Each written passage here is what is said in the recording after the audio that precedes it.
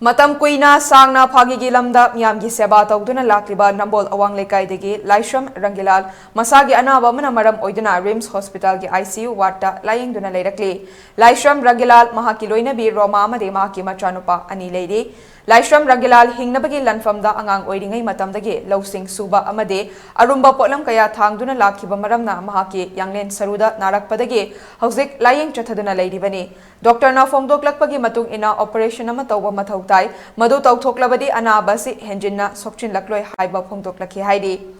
Dr. na haibagi matung ina English singani ga supna kunda Guwahati da chatuna mahak operation ama su tawki haidi hiramasi gi matangda Elite TV na akhanana chatuna wari sarubagi paudam ama meeting taminasi Zabada baba se magi huji huji oiba na base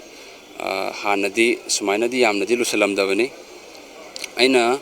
sum khangzabada ma se 2002 da operation amuk tawgi ma huji huji leiriba spinal cord sina problem oirakanda 2002 gi mamangdagi problem se kajik sum la kanda 2002 da Guwahati da Dr. Rahman gi na tawrakanda dumaina operation se tawra matungda sahi se adum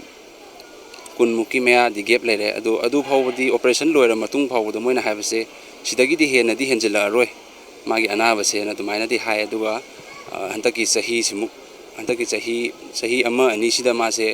same problem sina maram oira kanda kaino tawba makhong right side se thangba ngamaktaba adagi left side ki right side ki makut se su phajana work tawba ngamdaba aduna maram oira kanda admit tawbani RIMS ta hantaki tang taruk October ki tang taruk sida tawbani tawraba matung sida physiotherapy tawre hidak langthak sar kanda dumaina lerakpadagi hamba week ani phawdi kasu thadokpa ma se tawramde aduga magi hanagi nungai taba leiba leina ma je pile su lei third stage ne na dumaina haibi adu hidak langthak magi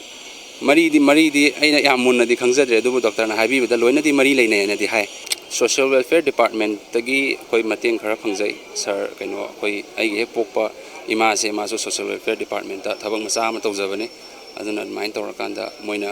pau se khangbadagi adumaina lenga ki maikai dagi adumadi tawbire aduga artist singi oinadi nahan singer yamba khara lakpirami moina su mateng khara tawbirami aduna taba atopa tongan ba khoi gi nokfadegi artist sing nasu masagi pocket money oina lanai tawbiram basdum yawi adagi nokfadegi producer oiba khoi gi baji Rohini Kumar mahana su dum chauna dum mateng pangbiri magi anabase aina sum yeng khangda yangali matamdagi khara masasi kitang nuai tabda akogi operation tawgi haiba masu engoda dum mana haigi aduga koina thengnarakwa khara sida for the last sahi tara amukai mukki manung sisa step play ga satpa khotpa tawbuse sumna normal satpase ngamdaba magi yet ki koi singli nauri si solok pasina maram oiraga makse kharkha sum pasalak pai tai aduna tamna targa pho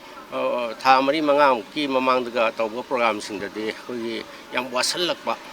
satpase kainomda se ka tugi ka tawwa aduna koina magi yenga koina singda gumba kai gumba satpase di yaugda la abni ana koina koi tampak ta kai ta tawba gaise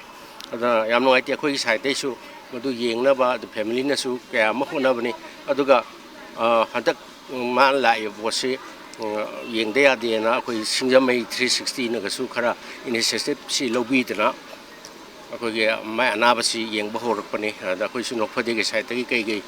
khara tawba yai na khalaga mayamda akoi ge fund drive oina imung manung gi ngasumana akoi ge ma matonda ayam ba pisa se tanbo inda tawba